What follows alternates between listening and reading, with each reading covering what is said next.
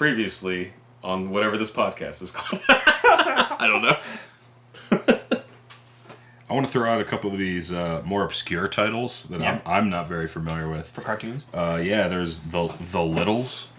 I remember the Littles. Remember the Littles? It was they were kind of like half mice, half people. Yeah.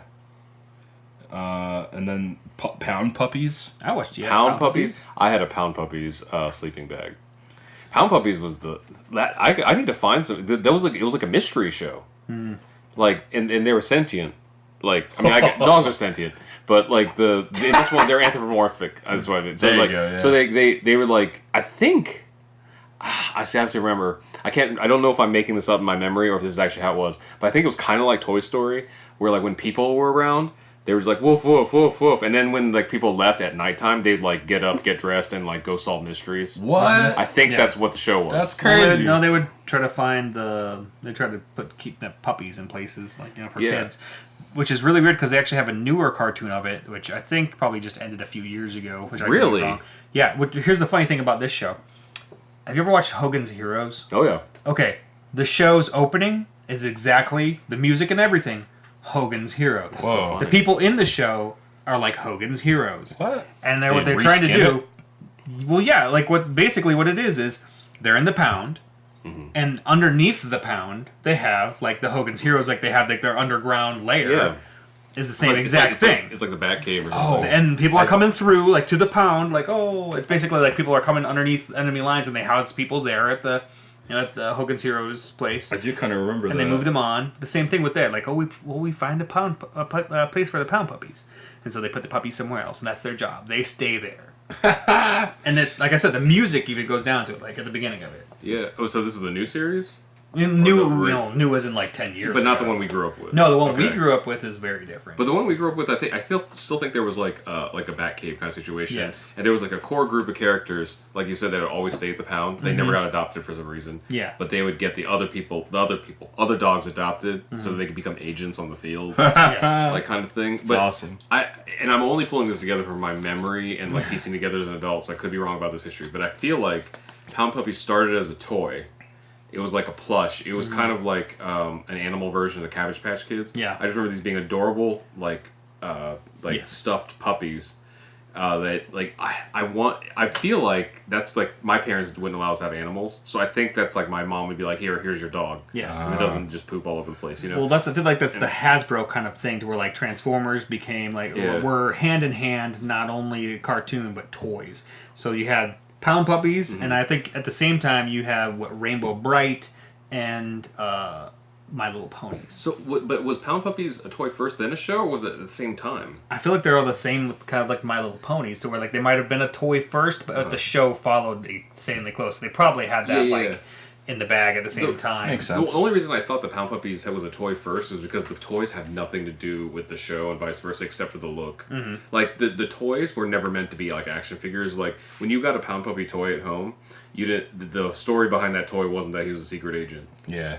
But then the show ended up being that. But cool. I had this Pound Puppy sleeping bag, but not the cool detective show one, like the adorable puppies. I think I remember, and not to, because I mean it was for girls and boys, but my sister had the. It was like, maybe it came in like a doghouse. Mm-hmm. And it was like hanging out the front of it or something. Yeah, Pound and it's Puppy? like its eyes were really like, And then she had the sleeping bag. Yeah. Yeah, it was actually it was a popular toy line by Tonka in the 1980s. Oh, Tonka. So it was definitely a toy for like a decade before. Oh no! Well, actually, and then Hasbro took them over. Eventually. Weird. Yeah. I need to find the old episodes of that because I really loved that show when I was a It's kid. interesting. There's two different series, I think. There's the 2010 series, so it was about 10 years ago. I didn't know that they revitalized that. And the old one. Old one was in 1986. 86. Wow. Yeah. So it was a toy for half a decade before It became a cartoon. It's by Hanna-Barbera. Nice. It came out in 85, so it was after they had the toys in 80. Anything dolls was like huge, man. Pound Puppies, not dolls. Plush stuff like the Care Bears and.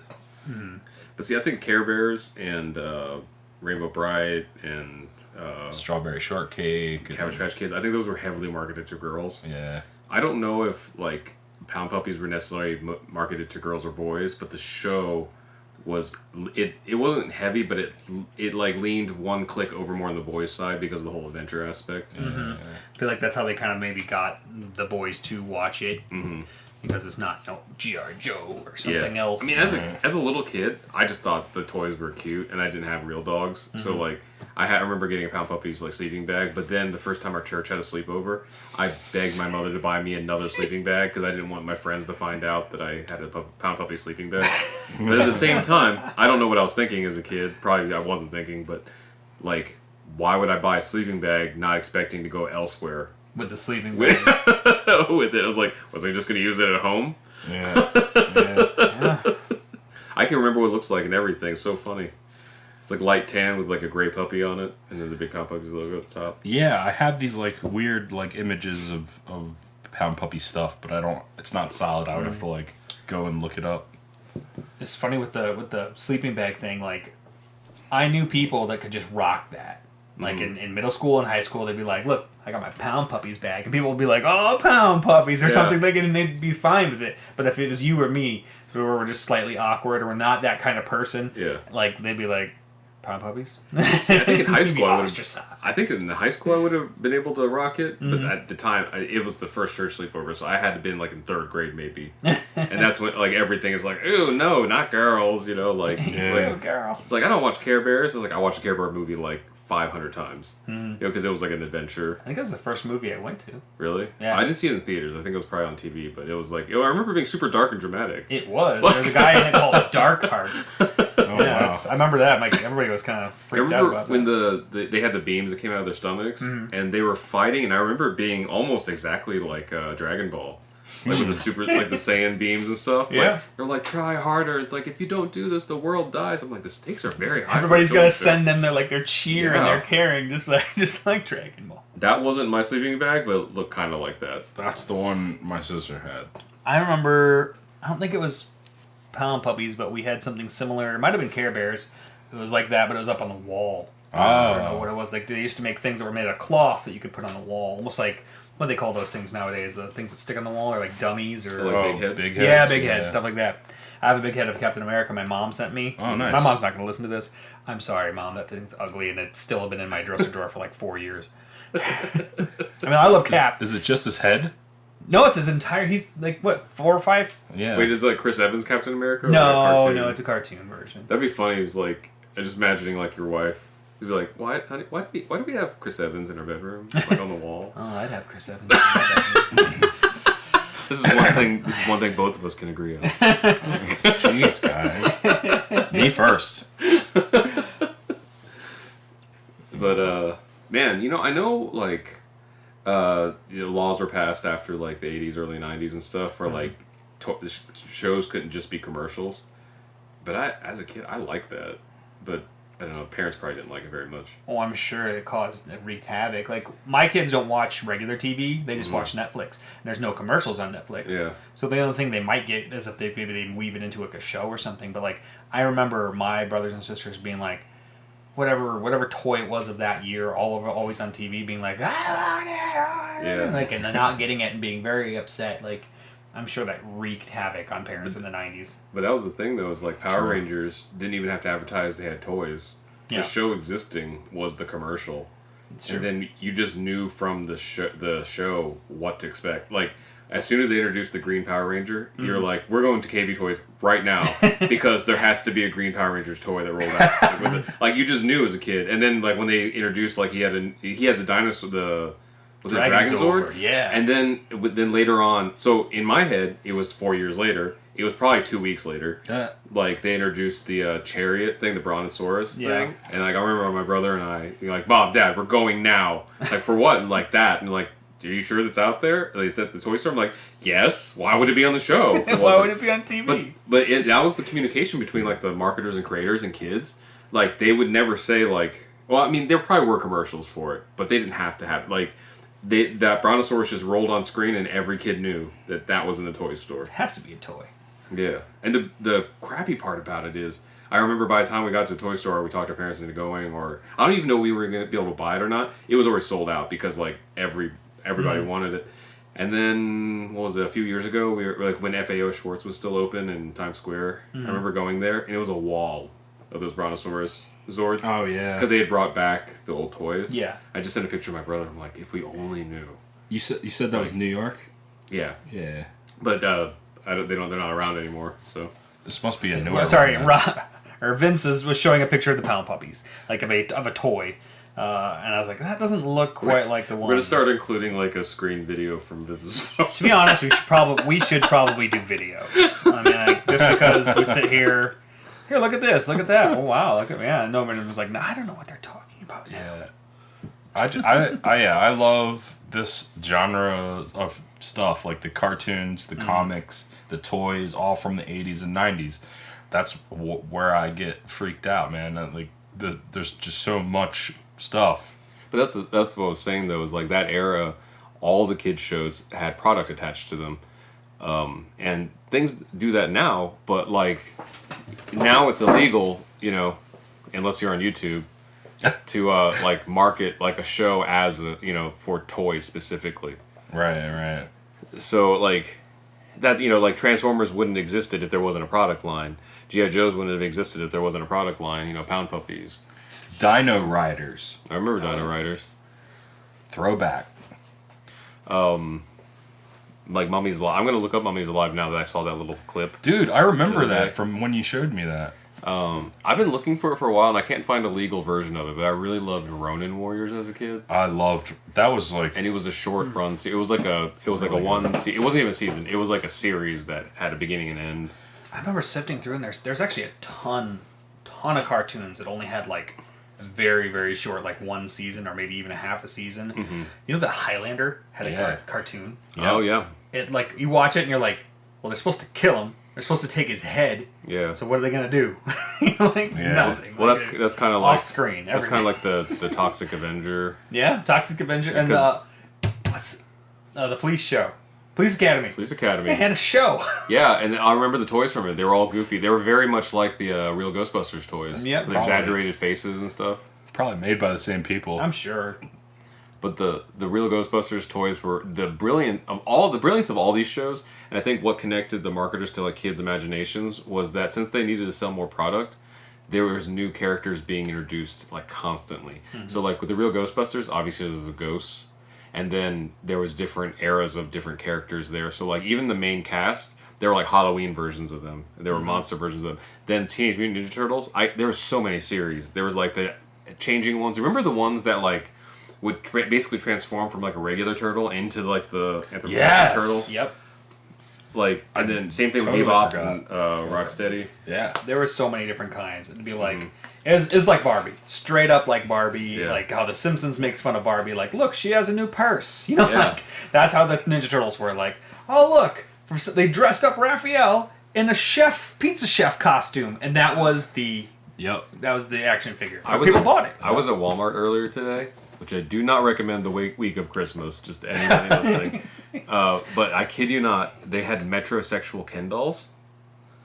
And I don't even know what that means. What does that mean? I'm not trying to sound like phobic or anything, but they look like a stereotypical like gay male, and so like because they're essentially just very stylish like male Ken dolls, you know. I was gonna say, but these are really like super trendy. Like, you know what would be a better description? They're more like douchebag like Ken, like because they're wearing like Jersey Ken. They're wearing like pastel colors, like shades and stuff. And I even think the package said like Metro Ken. I'm like, oh, okay. It says Metro Ken on it. Yeah. I'm sorry. So they just keep expanding it. Like, I remember the joke. Remember when they were trying to make Barbie basically Gem for a while, when they came with little boom boxes, those Rockstar Barbies Yes. and everything. yeah. So at that point, this is when the marketing gets really confusing, because I don't know if I asked for it or someone just got it for me, but I got like the Ken of that series, and he came with a little blue boombox that played little rock music, and as a kid, I really liked that. I was like, this is a lot of fun. And then my friends, or I don't know if it's friends or kids at babysitting or something, would be like, that's a Barbie, you're not supposed to be playing with them. Like, I don't know if he plays rock music. He's wearing cool clothes. He's got a skateboard. Yeah, I don't. Yeah, probably something. I remember he had like a windbreaker. Remember when that whole thing was like all his clothes were like windbreaker, wind pants, you know, and stuff. And he had that boombox that played those little songs and stuff. I feel like Metro Ken's been around for a while though, because as a father of somebody who has 3 girls and they watch endless cartoons, they watched a lot of the Barbie cartoons, and the Ken in it was usually like it. Basically, make me think of One Direction. Okay. Like that's how they would dress, like very very nice, overly a little bit too much, slick hair. Well, no wonder all the girls liked him. Yeah. But I guess that's another thing. So like walking through the store and stuff, the most toys, unless I'm looking for something retro, I think the only toys I become aware of are the ones that either like hit the news for some reason, or they're like on end cap displays that year. So the Metro Kens that I saw today were like on a side display, like hanging. And I was like, wow, that's interesting. But I also hadn't thought about how Barbie had evolved in the last like 20 years since I was a kid, Yeah. Because something's had to happen there. But but speaking of like looking for toys, like after Toys That Made Us came out, I got so nostalgic for G.I. Joes, which I didn't realize like how much I loved them. I went out and looked for G.I. Joes because I figured they can't be more than a few bucks, right? They don't make them anymore. No. That's so disturbing. Like, it seems like it's like Hot Wheels cars. Like, it seems like a basic thing, So, like, you can still get Hot Wheels, but you can't get new G.I. Joes unless there's a new G.I. Joe movie, and then they're like The Rock. Oh, yeah. I guess so. They're attached to something else. There's no standard line of Transformers anymore either, unless they bring back the retro ones. Yeah. So now, like, a lot of the ones we've seen in the stores they don't transform to the depth that the ones we grew up as kids had, and I don't know why that is. I mean, maybe they're too complicated or something, but like that's part of what I really loved about those old Transformer toys. I really miss the mechanics of the old ones, because the leg actually looked like a leg, like the arm actually looked like an arm.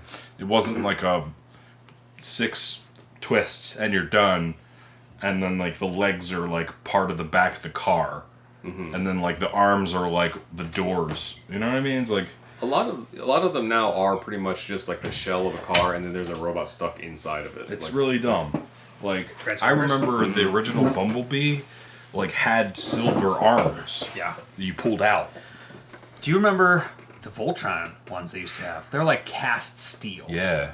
Cast steel. And they would all go together, and they would and it made this awesome toy, which I'm sure is worth tons of money now. Yeah. But I feel like you're right. Like the toys are very kind of chintzy now. I remember whenever Voltron was big in like Canada and the States, I was a kid and visiting my uncle in Canada, and my cousins had that Voltron that was all metal. And I remember being so excited, I was carrying it down the stairs.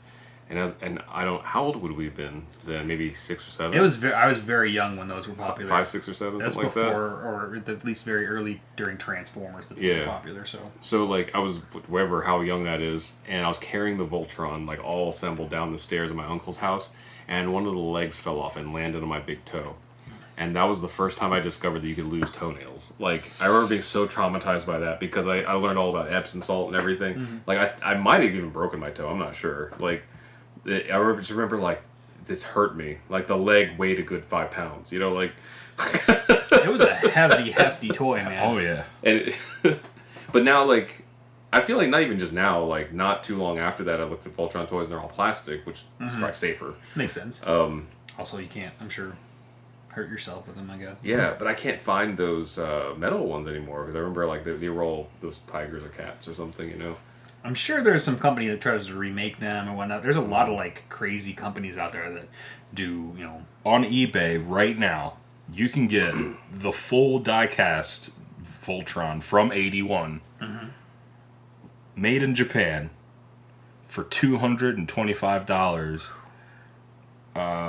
There's 4 days left, and there's not like a buy it now, but I'm guessing thing's going to go for like $300. Yeah, that's actually a lot lower than I thought it would be. What's the? Yeah, that's it. That thing's huge. It's enormous. That's even bigger than I thought. Than I remembered it.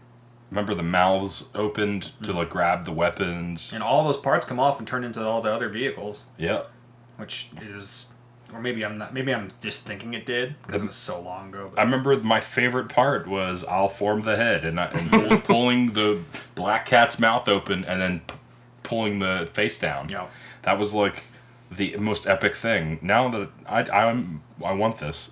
I was never into Voltron as a child because I don't even know if we had it on our local channel or not. I'm not sure. I had a weird skewed view because even though I'm from Indiana, like my parents, since they're Korean, would take me to Korea every year or two, and a lot of the cartoons I saw, like Voltron or Ultraman or Dragon Ball Z and stuff, I ended up seeing in Korea. Yeah. So I think I saw very close, or if not original iterations of things.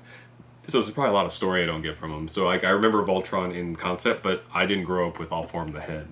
Yeah. But I know that was really big here. The new version, I don't know if you watch any of the new cartoon. It's really good. Just about to say that.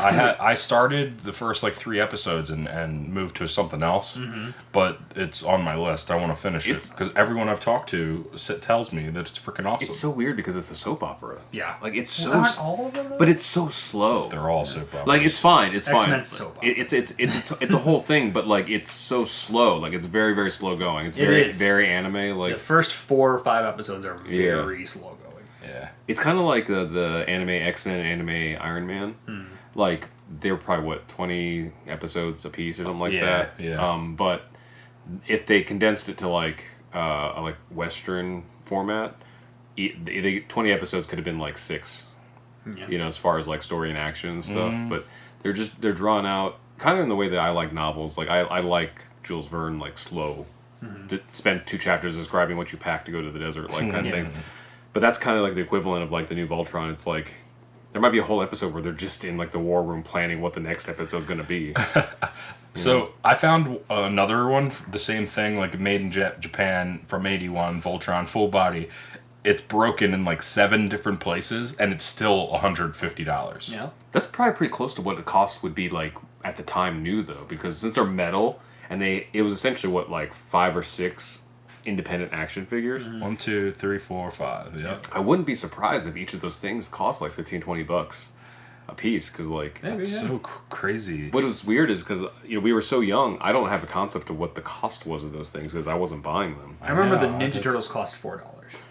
Any action figures like that were like around the $5 range. Yeah, like $4 or $5. Because I remember like as a kid, like watching my parents pump gas, I'm like, what? That's like 4 action figures, Exactly. you know? I'm like, or like we just can't not drive anywhere, you know? Like I don't know. Oh gosh, so amazing. And they're not that much more expensive nowadays, to be honest. Probably Really? because of technology went out. I think action figures are around $6 or $7. Man, maybe I'm just looking in the wrong places. I feel like every time I see action figures, it's like $25, hand carved by blah, yeah, blah. well, yeah, those. Like I don't know. I just don't keep up with it, so I don't know.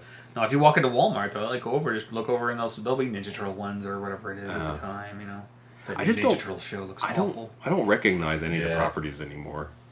Like I don't see GI Joes in the store and stuff. You know, like Well, if you go to Walmart or Target, they'll have the mainstays. Like they'll always have Cars, like Cars for like Disney or whatever. Kids, that show has made that movie made so much money on the freaking toys alone that it just keeps going. And then on the other sides, they'll have DC, like a universe stuff, and Yeah. they'll have a Marvel next to it, and they'll have like Ninja Turtles, I think, on the other side, and then Power Rangers. There's maybe a couple more, maybe Transformers or something, but they'll always have those there. yeah. Yeah. I think I've seen the Power Rangers stuff, but they're versions that I'm not familiar with. Because honestly, the only version I'm really familiar with is the first iteration. Me too. There's a guy on my Facebook page who just loves all of them, like just goes into detail about every single friggin' version of the Red Ranger ever, and I'm like, I never liked them in the first place, but I'm glad that you love them.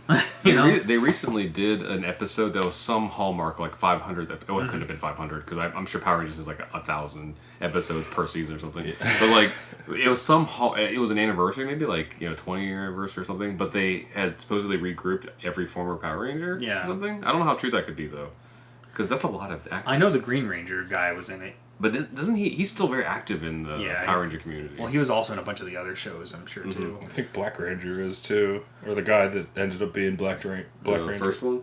The first one, yeah. Well, the one Asian girl's dead. Yeah, she passed away like maybe 15 years ago or so. Trini. Yeah. I don't know what her. She had a name. It was a Vietnamese name, wasn't it? Like Tri Huang or something. I can't remember. I'm butchering that name. I'm sorry.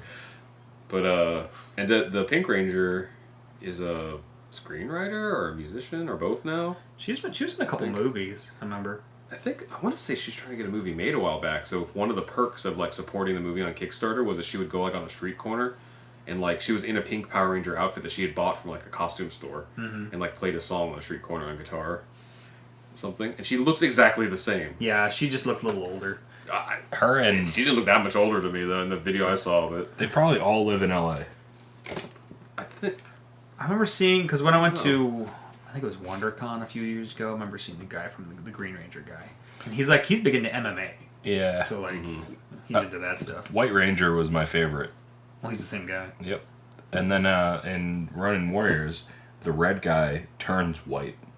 And he was my favorite, too. So, for the toys, I had all White Ranger stuff, and then Ronin Warriors, I had the red guy, and then the red guy, white armor. In Ronin Warriors, my favorite was whoever had the green armor. I want to say it was Anubis. He had the scythe. I think so. Yeah. I think it was Anubis. I can't believe I remembered that. Yeah. That was my favorite one. But that's a kind of like a timeless, like surefire thing for kids, right? Like superheroes and have them color coded. Yeah. So everybody can be like, the yellow one's my favorite, the black one's my favorite. I want to see what year Ronin Warriors was. 88. I was gonna say that had to be. Well, is 88 the original one or when it aired in America?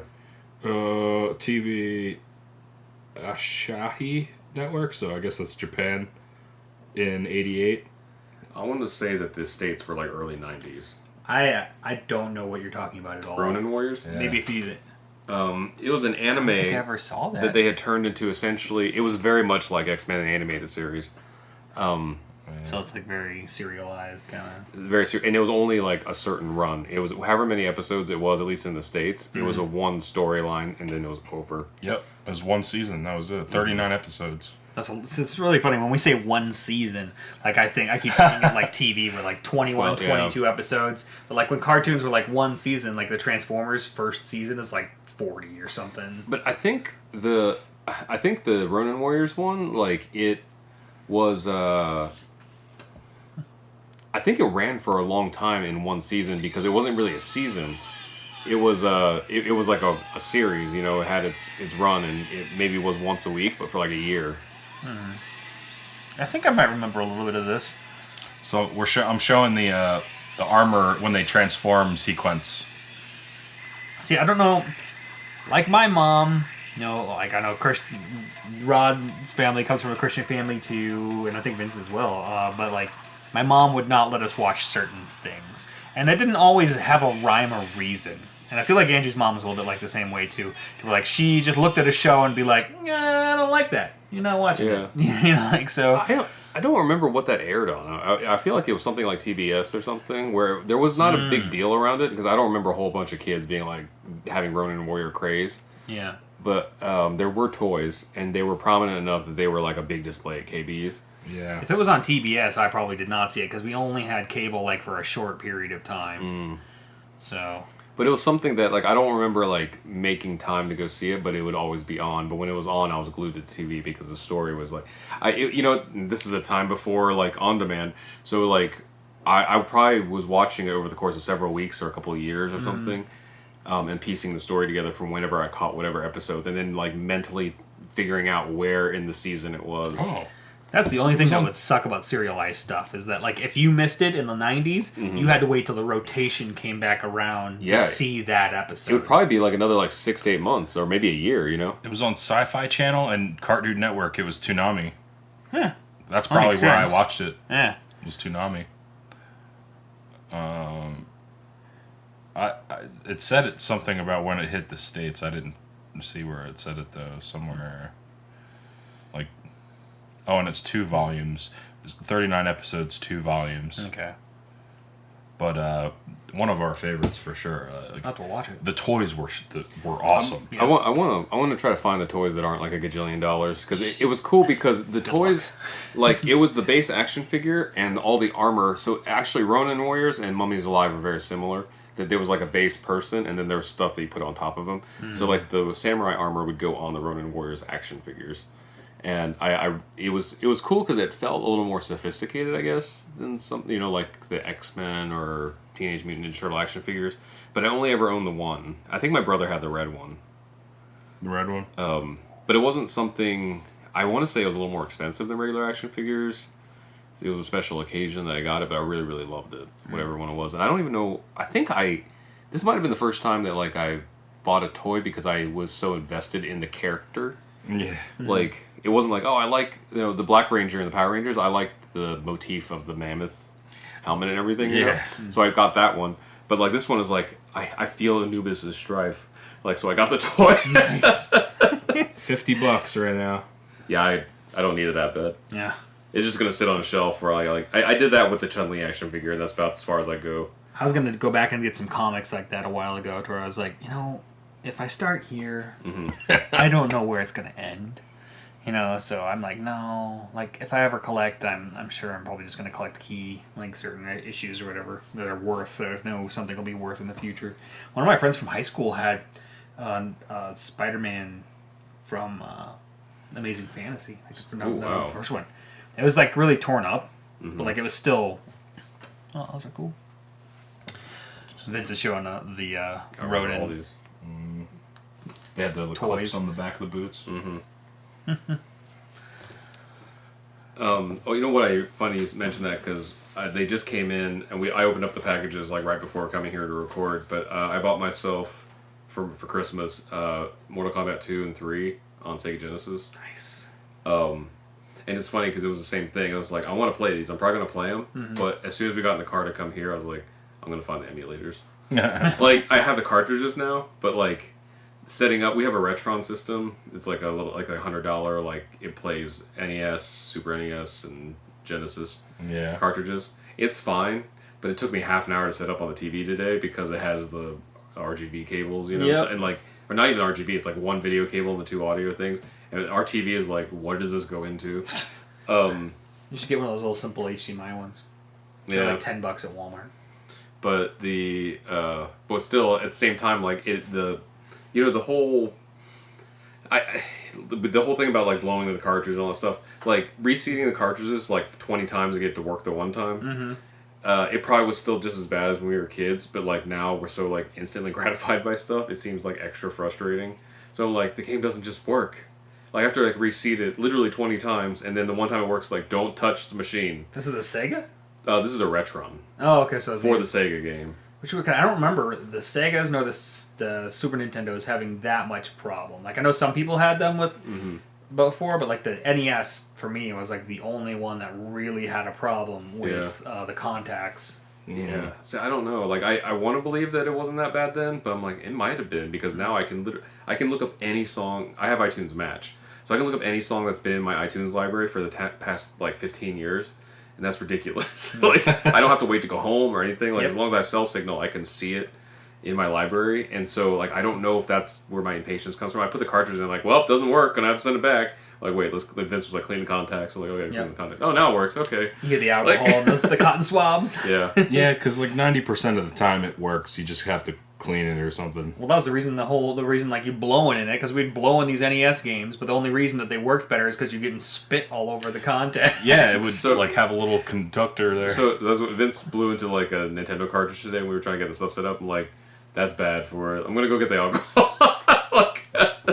It's funny because then people would, like, I remember it'd be like, no, I have the touch. And so you take the game and, like, I'd blow into it, and for some odd reason, it would work for me. But, like, you got to know that, like, everyone's just blowing spit into it. Like, there's no...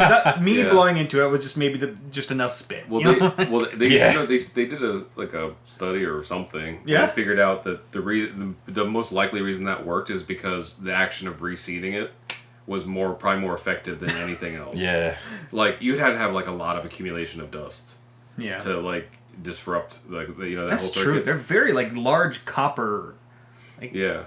That doesn't make a lot of sense that it would work. I remember the Nintendo I had was the one that had the thing that, like, clicked down to the next level. Yeah. And I remember that being a big touch. If it didn't work, I'd be like, wait, I know exact amount of pressure that needs to go in this bar. Exactly. And that was the touch for me. So it was like, if like, friends came over, like, the game doesn't work, like, hang on.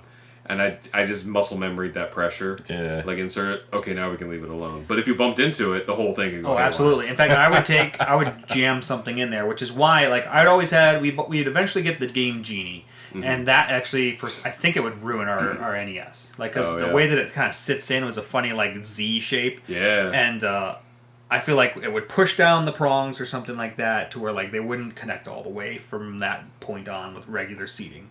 So, like, whenever I use my NES, you just have to use the Game Genie, or I think it actually, if you just leave it up now, you don't even have to push it down. Oh yeah, I forgot about that. And it's just, I don't know why it doesn't do that. I remember a friend of ours, it broke. Is that what you said? Yours broke too? It doesn't go down anymore. Yeah. I've opened it up so many times, So though, you and shove tried it to in and put something over top of it. Yeah, I mean, stupidly, like, when I had it in college, I was just, like, beating the heck out of it and duct taping it shut, you know? I'd shove something in it to keep it pushed down. Like what you're saying, like, put the perfect pressure. I'd take something like, whatever this would be, I'd be like, oh, that's about the right size, and I'd like, and stick it in there, and it would stay. So I like, remember that. oh, okay. Remember like the PS1, like not the mini one, but remember the full size ones? Yeah. Sometimes you'd have to like put a book on top of it because it had the CD drive, or sometimes you just turn it upside down completely. Yeah. And somehow it fixed the physics of that. I was like, wow. Did you watch any of the new, was it Angry Video Game Nerd? Oh yeah. He did the Amiga. Oh yeah, he put a brick on top. No, it wasn't a brick. It was a paint can. Paint can. That's right.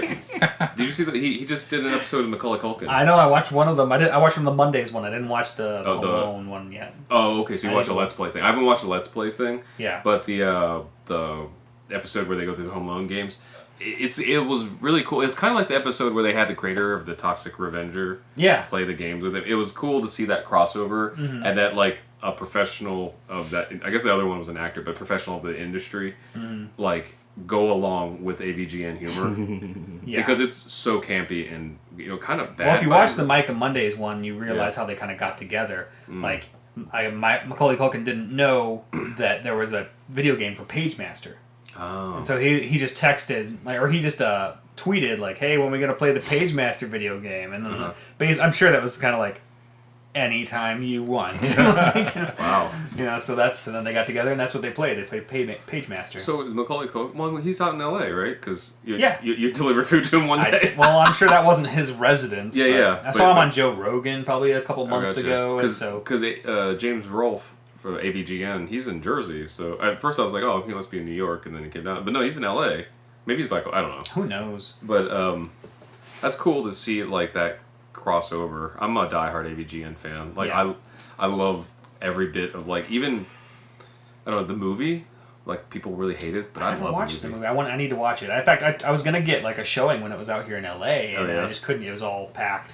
I can imagine. It's all sold out, and so I love Angry Video Game Nerd. Like. If you have never watched it, watch Angry Video Game Nerd. I think it's under Cinemasker is the name of the real channel because he did but he just started doing like video game reviews for NES games, and to go through those and listen to them, you would be if you played those games, especially way back when in the 90s, you're like 100% with this guy. Like, oh my gosh, this is every thought I ever felt when this was going on. It's funny because it takes some time for you to figure it out because if you first start watching AVGN, you think it's that's James.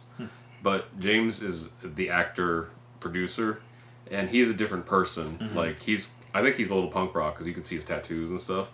But he turns into Angry Video Game Nerd, and he becomes like the 12-year-old us combined. Like, all the anger for the video games and stuff. And I stumbled upon him because something we were talking about, Vince and I were talking about, we ended up talking about the real Ghostbusters toys. Yeah. So I went on YouTube to look for him, and then he had done like an episode about the games. And I was like, I don't know what this is, but I really like it. Even though I shouldn't like it because it was a weird production quality to it. But then I just kept watching them, and now there's like 160 some odd episodes. Yeah. So now every time, and he only puts an episode, sometimes he'll do like one episode every 3 months. And sometimes it'll be like 4 episodes in a week. You know, like it's whenever he gets them done. That's weird. How like I wish that he would have like more of a like it's one a month kind of thing. To where like with for a while when you would watch Strong Bad Emails on like Homestar Runner, it was every Monday for a while. Like every Monday. Like and we would run back from class and be like, is it up yet? I feel bad because I know that that's probably the best practices, and we did our YouTube channel for a long time like that. But then, like, being on the creator side of things for, like, YouTube and things, it's like, man, it just takes so much from you. So like, or out of you. So now like for Angry Video Game Nerd or Nerd Sync, it's kind of like an event when an episode comes out. It got spoiled a little bit with Nerd Sync because in the last couple of years we've become friends with Scott Nicewander from Nerd Sync. So like he'll text or tweet or something. We'll be kept up on like always working on something. But before we were friends and we were just fans, I remember like there was no schedule to it, so you're just like wait, like you're one morning you wake up and there's a new episode and it's like, okay, if I can't watch it now, I've figured out my day and I've seen like the time code of like how long it's going to be. I'm like, okay, at this point I'm going to have this 20 minutes to watch it. Angry Video Game Nerd, I was working a day job at an audio video company, so I go to Wawa, grab a sandwich, and then come back to my desk and put headphones in and turn my phone off, like my office phone off and everything, and just watch one of those episodes. And it was like an event, like when an episode came out, and it made me feel really good. And even though I'm frustrated when like there aren't other episodes, something about that build up made me love it more when it came out. And I think part of it, the reason I think that way is because it's one of the last things that can be like that.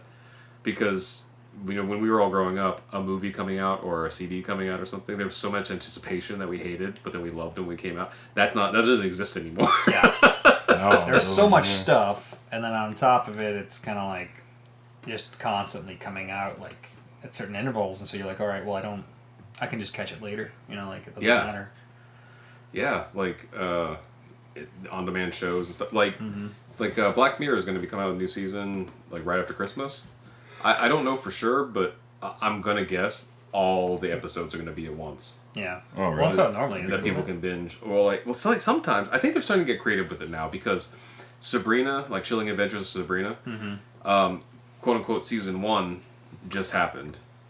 But then, I don't know, maybe 2 or 3 weeks after the first season ended, they announced the second season. Yeah. But the trailer very much looks like it's already done. Which isn't...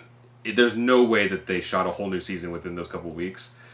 So it makes me think that like it was already done, and then they just split it, in a couple seasons, and then they just released a special Christmas episode that is independent of the other seasons, and it's really interesting because no one. I mean, I don't know no one. I don't know. Maybe hardcore fans knew it, but I didn't have any inkling that there was going to be a one-off Christmas special for Sabrina.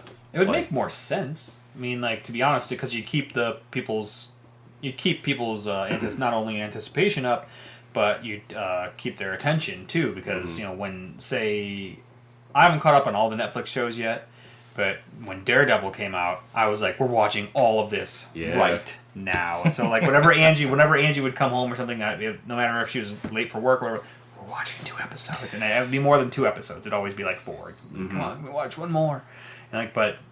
I feel like if you did it in like 4 or 5 spurts, just like, because how many episodes is this show? Sabrina was 10. Was there only 10? Okay. Or was there 10? Wow. 10 episodes, and then a Christmas special, and I think there's going to be another 10. Because I feel like if they did like 5, or maybe even 7, up to 7, be like, here's 7 episodes, and then wait like a couple months and be like, here's 7 more episodes. Like, they get a lot more view time, So that's what Toys That Made Us did. They came out with 4 episodes, and then it was like months. No announcement date. And then suddenly they announced 4 more episodes, but of the same season. Yeah. Like, or they might have quote unquote split it up in seasons, but it seemed like one season. Mainly because the theme song Toys That Made Us had an 8-part documentary series, and only 4 episodes were out. And they're like, wait, where's the other 4 episodes? Yeah. So I don't know if the second 4 episodes were meant to be a second season or part of the first series, but now they're doing a 3rd section. So I don't know what they're gonna call that. Like. Season 3, Section 3, Season 2. So, Season 2 of the next 8 parts. And, a little more confusing, the producers of Toys That Made Us have a CW show, or I think it's CW. They have a TV show called Discontinued about discontinued properties. That, so I was already excited about when I found out that they were producing another show because they have a great style. And then one of our, an acquaintance of ours, like we're a huge fan of Andre the Black Nerd, and we meet him on occasion. And we have a lot of mutual friends, found out that he's the host of that show. It debuted on Sunday, so really hoping the best both for the show and for him, because that's perfect. Like, they found a fan from new media to host a traditional media show of the right age. Like, he's a true fan, know, and he, like, I don't know, I'm really excited to see what's going to happen on that show. He's got a lot of energy. He'll be a good host. But if you take the production value and, like, the style of Toys That Made Us and, like, a really good host that's truly a fanboy, like it's gonna be great. So I'm excited to see what's gonna go on there. Oh yeah, I'm excited to see what it is. Yeah, because I'm supposedly they're gonna go like discontinued foods and things. So I'm expecting to see like Ecto Cooler. And, Oh gosh, like, well, that came back last year, right? Oh, yeah. I think somebody mentioned. I could never find it. But if it did come back, I feel like it was different. I'm sure. Wasn't it just green colored like orange flavored drink? Who knows? I think Ecto Cooler is just orange drink, it's but just it was orange. green. I think it was lime. Like Was from it what I lime? remember, it was being lime.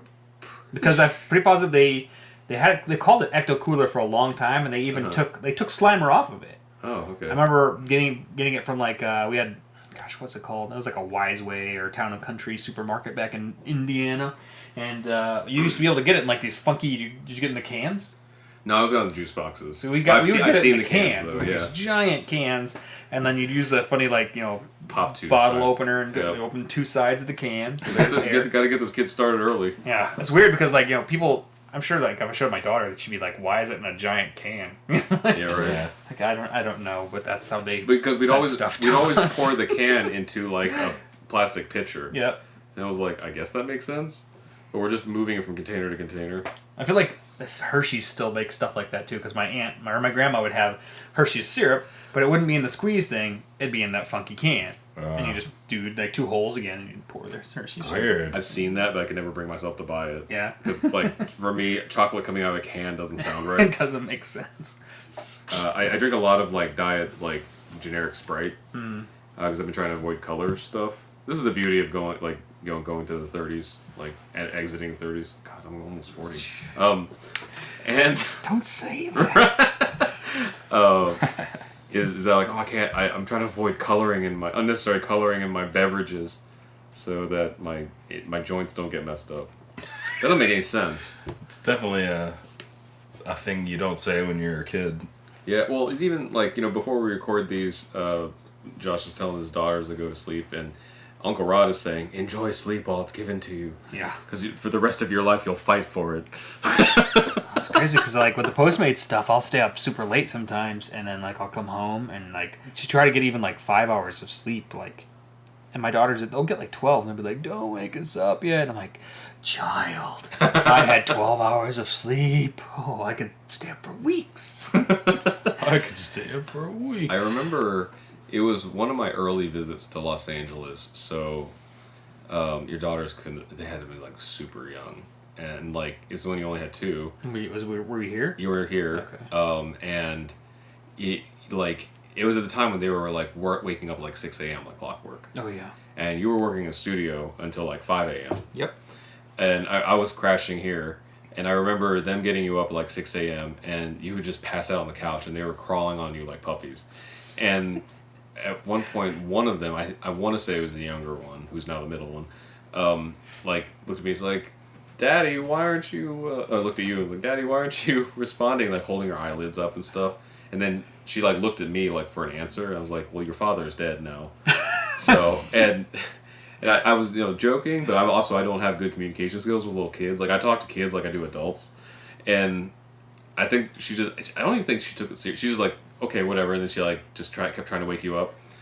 I want to say it was like a week or 2 later, like I had left California and stuff, and I get like a text from your wife, like Angie, and she's like, "Rod, did you tell our daughters that their dad died?" It's like, "Oh, that came back, didn't it?"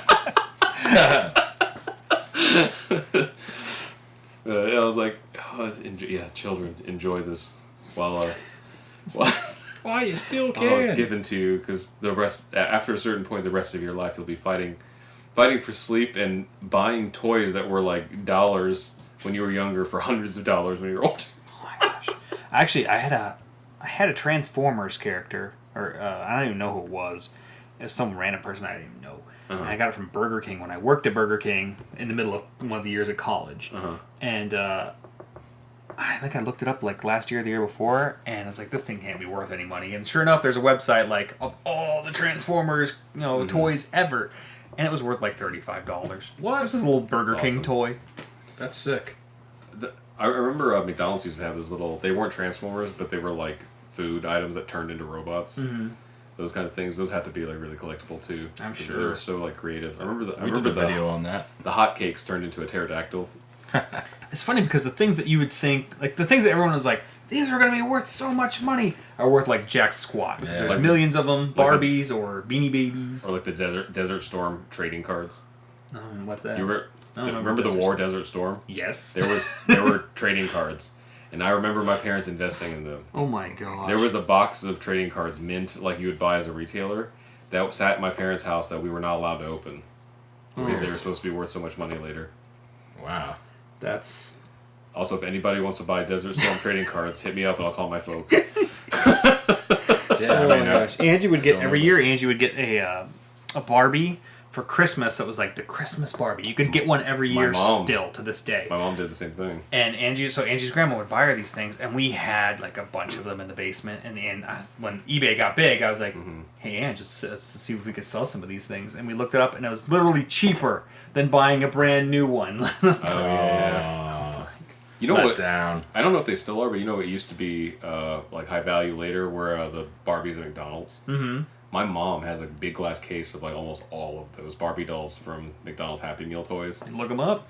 And like I get it though because they were all different. They were like it was the perfect like miniaturization of toys because you know how sometimes like Happy Meal toys, at least when we were kids, could they be awesome or suck. Yeah. And so I feel like my mom having those Barbies, like when I remember holding one, it was like this is what a Barbie would be like if it was this size, like because it had the hair that like you could comb and everything, but then the rest of it didn't really move besides maybe arms, and stuff. It's like okay, and then like I don't know, we get some other stuff and it'd be like a action figure that had movement, but it had an air pump in it that was bigger than the action figure. Yeah. What? It was like, well, oh, I remember that. Yeah, like they had Mario Brothers for a little while, Super Mario Brothers, and you had like the turtle that could jump. Yeah. So you like I had that one. You could pump the air and he'd jump. Cool action, except the pump is like huge, 6 inches long with it like the pump, and then the tube is 6 inches long, and then the pump itself is like bigger than the figure or as big as the figure. It's like not a great translation of the toy to Happy Meal, but sure, you know. I remember they had when Back to the Future 2, I think, came out, they had a DeLorean that would spark. Like, you pull it backwards and let it go, and it goes... I remember That's that. awesome. I wasn't allowed to have that because my mother believed it actually had fire. Yeah, inside. I think it was just on the inside, because I think it was clear plastic. But even if it wasn't, it's a little flint, you know? Yeah, like, it's just like sparking. It's less than the spark. It's going to start a fire. Mm-hmm. I don't think she thought it was start a fire. I think she thought there was fire. There was actually fire in it. It was like a caveman seeing fire for something. Like, what is this? Not good. Yeah. I feel like those things are probably worth stuff because they were Happy Meal toys, and you just chuck them. Like I have boxes and boxes of stuff for the girls all over the place. Like these are Happy Meal toys, just throw them away. Mm-hmm. Like and so everyone threw them away, so they're not worth anything like nowadays. Like or the He-Man stuff especially was like. Garage saled immediately. Even when we were younger, we're like, oh, we can buy these at the garage sale. Like now, I'm sure that they're super hard to get a hold of, at least for a decent price. Just like that. What you're just looking at. Oh. The Voltron. Voltrons. Gosh, I can't remember the thing of Vordons. Voltrons. Like those are, I'm sure, hard to get a hold of. Why am I'm having a brain fart? How do you spell McDonald's? McDonalds. McDonald's. But actually, Vince and I were talking a couple days ago because we were at McDonald's before going to like a recording thing, and afterwards. Actually, it was after we did a video game stream, Boss Level 8.